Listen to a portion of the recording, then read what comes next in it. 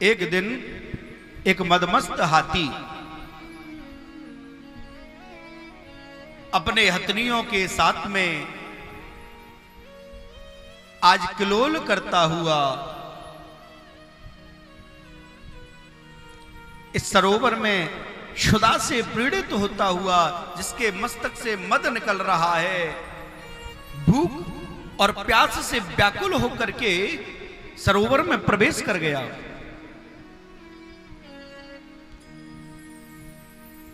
सरोवर में जाकर के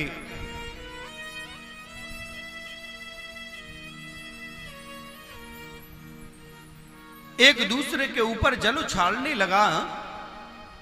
तभी पैर पकड़ लेता है ग्रहा।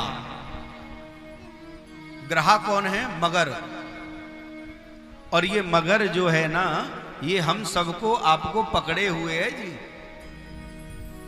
महाराज कथा में तो आते मगर जयपुर जाना था, बड़ा मन हुआ। 7 दिन कथा चल रही है, एक दिन कथा सुनिया में, मगर फैक्ट्री पे से समय ही नहीं मिला। ये मगर जो है ये हम सबके पैर को पकड़ के बैठा है। और इस मगर ने आज ग्रहा ने हाथी को पकड़ लिया। साथ में जो हथनियों का झुंड है वो छुड़ाने का प्रयास कर रहे हैं। कभी कोई छुड़ाने का प्रयास करता है, कभी कोई छुड़ाने का प्रयास करता है, लेकिन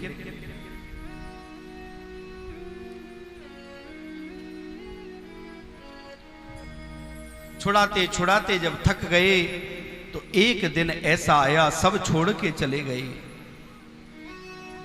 यही हमारे जीवन की वास्तविकता है। जब हमारे पास में विपत्ति होती है तो विपत्ति में हमारे पास में कोई नहीं आता, और जब सुख होते हैं तो सुख में सारे लोग हमारे पास में आ जाते हैं। जब हम अस्वस्थ हो जाएं तो 1-2 दिन तो देखने आएंगे, उसके बाद में फिर कोई नहीं आता महाराज। साथ में जो हाथी थे वो सभी छोड़ के चले गए। निकलने का प्रयास करते हैं जल से, कभी बाहर निकलते हैं, कभी अंदर ले जाता है। जब दिखा कि अब काम नहीं चलेगा तो एवं व्यवसतो बुद्ध्या समाधाय मनोहृदि, बुद्धि को एकाग्र किया, मन को एकाग्र किया और भगवान का स्मरण किया।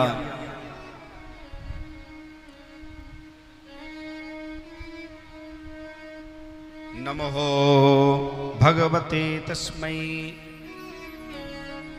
यद एदच्चितात्मकं पुरुषायाद बीजाय परेशाय विधीमहि। और भगवान को पुकारने लगा।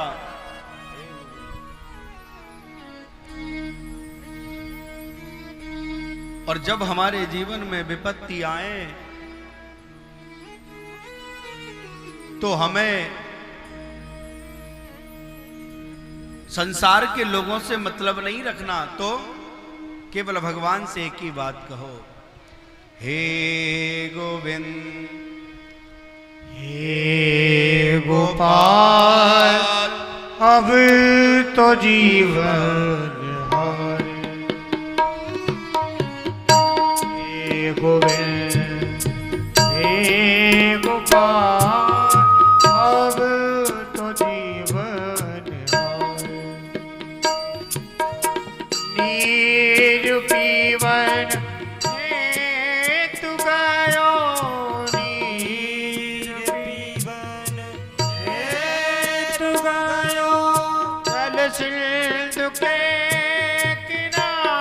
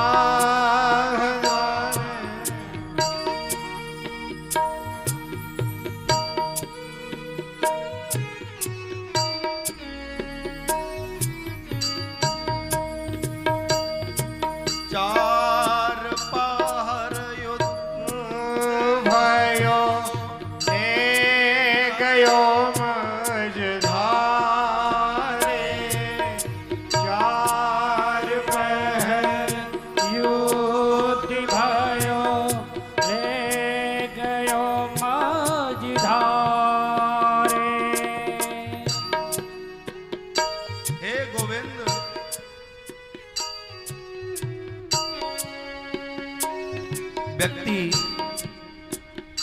जब तक लड़ने का प्रयास करता है, कब तक?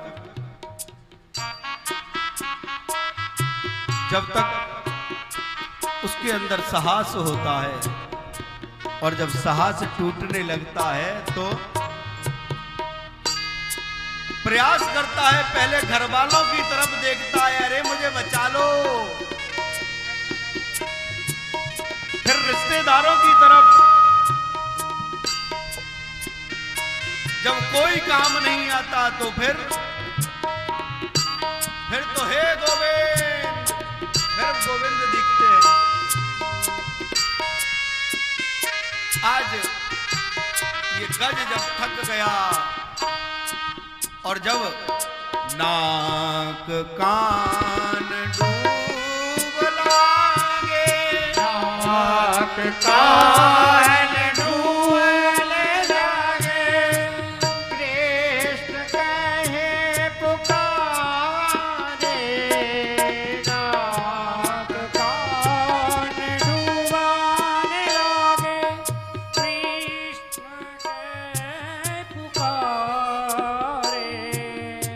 हे गोविंद हे गोपाल, अब तो जीवन आओ।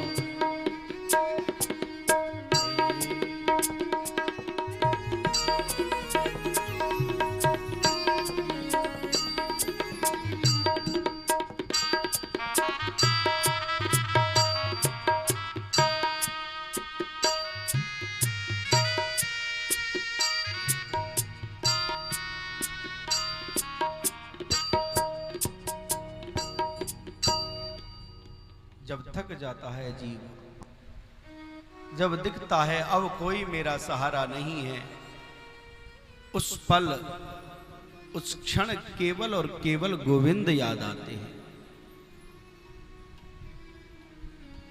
और आज इस ग्रहा ने जब पैर को पकड़ा हुआ है, नाक कान डूबने लगे, सूंड का केवल अंगुष्ठ प्रमाण इतना ही भाग शेष रह गया जल के ऊपर, तो वही एक पुष्प पड़ा था कमल का, और उसको लेके भगवान को पुकारने लगे, ओम नमो भगवते तस्मै यद एदच्चिदात्मकम्। हे प्रभु, जिनके चैतन्य स्वरूप से वैराग्य जाग जाता है, जो पुरुषों के परमेश्वर हैं, और जब भगवान को बुलाया तो भगवान तुरंत गरुड़ पे सवार होके दौड़ने लगे। भगवान ने देखा गरुड़ की जो चाल है वो बड़ी धीमी है, तो भगवान गरुड़ को छोड़ के ही दौड़ने लगे और जाकर के अपने चक्र से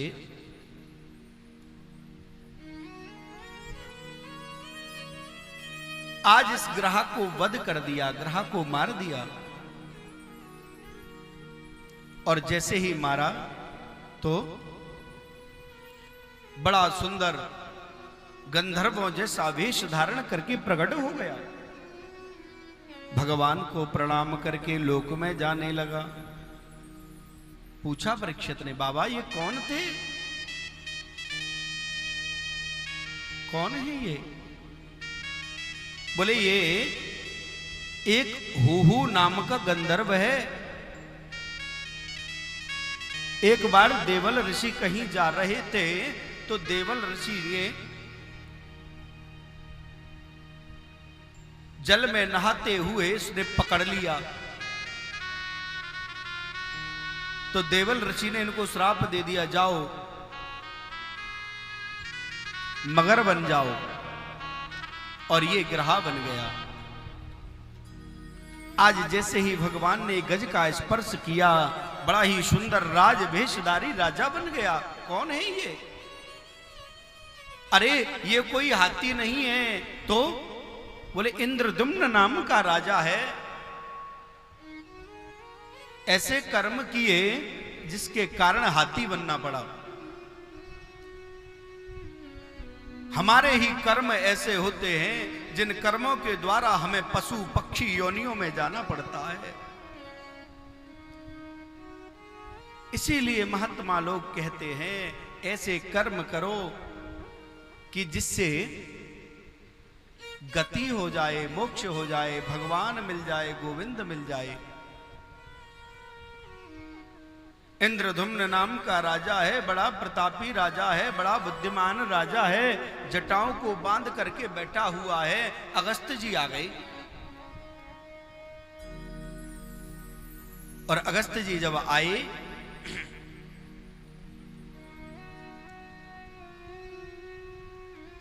उनका स्वागत नहीं किया, सत्कार नहीं किया। और जब स्वागत सत्कार नहीं किया तो उन्हें क्रोध आया, और क्रोध आया तो उन्होंने श्राप दे दिया, जाओ हाथी बन जाओ। क्षमा मांगने लगा, प्रभु मुझसे अपराध हो गया। बोले भगवान स्वयं ही तेरा कल्याण